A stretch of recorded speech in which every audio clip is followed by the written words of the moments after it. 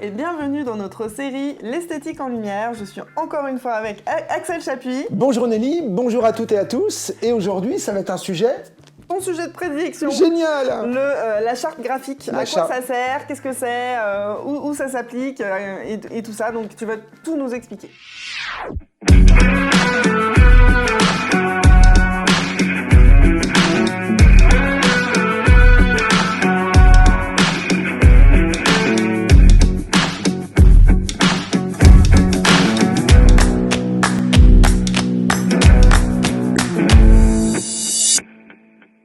Donc je vais vous expliquer à quoi ça sert. Dans une charte graphique, il y a énormément d'éléments.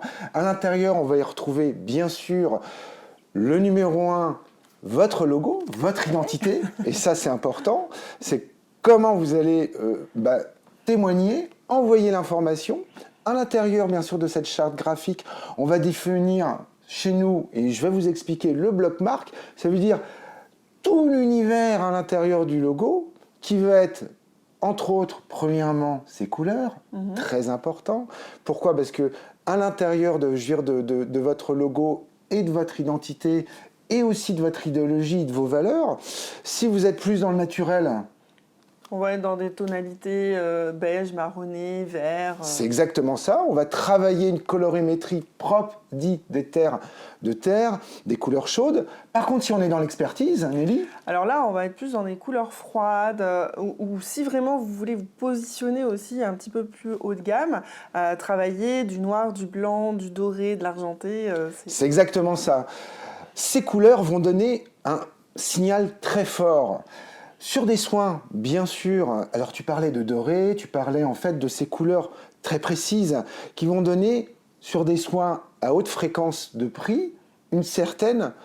préciosité. Voilà, c'est exactement ça. Donc les couleurs ont tout leur rôle dans la charte graphique. Et aussi ces couleurs, on va les retrouver aussi bien à l'intérieur qu'à l'extérieur de votre institut. Et ça peut constituer aussi dans cette charte graphique une règle simple, vos enseignes et tout ce qui va autour, les objets publicitaires, vos stylos, vos tampons, enfin bref, énormément de choses. Toute la communication finalement, ça peut être aussi la carte de soins, enfin tout ce qui est imprimable, les cartes de visite et autres. Sûr. Donc ça va très très loin. Et puis au-delà de ça, bien sûr, encore une fois, cette charte graphique, on va la retrouver sur les réseaux sociaux également. Alors attention, parce que moi, je vois des horreurs souvent quand on a des clientes qui rentrent dans notre académie, on fait un check un petit peu de Facebook, de leur feed Instagram et autres. Et souvent, on voit qu'il y a une communication dans une couleur, une communication dans une autre couleur. Une fois, c'est le logo écrit dans une certaine typo. Une fois, c'est écrit dans une autre typo. Donc, attention, parce qu'il faut qu'il y ait de la cohérence. Hein. Totalement. Et on a bien compris, Nelly, merci d'avoir appuyé ce point-là, parce qu'il est très important. Une charte graphique, c'est une cohérence. Pourquoi? Parce que déjà, ça va renseigner le client. Ça va l'habituer à toujours regarder les mêmes choses, les mêmes couleurs, la même forme. Ce qui est important aussi, Nelly, on l'a oublié, la typographie. Oui. Dans vos publications, comme le disait Nelly juste avant moi, souvent, on joue à la farandole de jouir de typographie. Un coup, c'est un script, un coup, c'est en bâton. On ne choisit pas forcément une typo et on peut perturber tout simplement l'œil. Et de ce fait, on n'a plus de cohérence et on ne sait plus réellement si l'institut existe.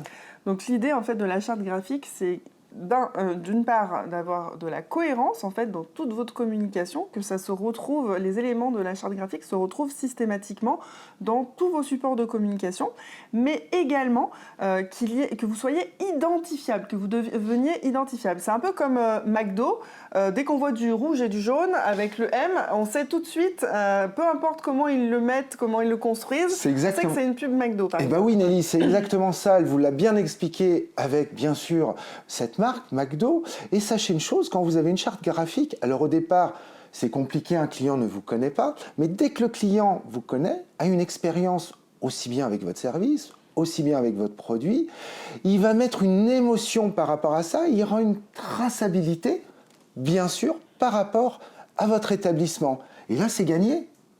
Pourquoi? Parce qu'on se rappellera progressivement que c'est vous. Admettons, j'ai un institut, je suis dans le bio. Si on prend cet exemple, on parlait des couleurs de terre.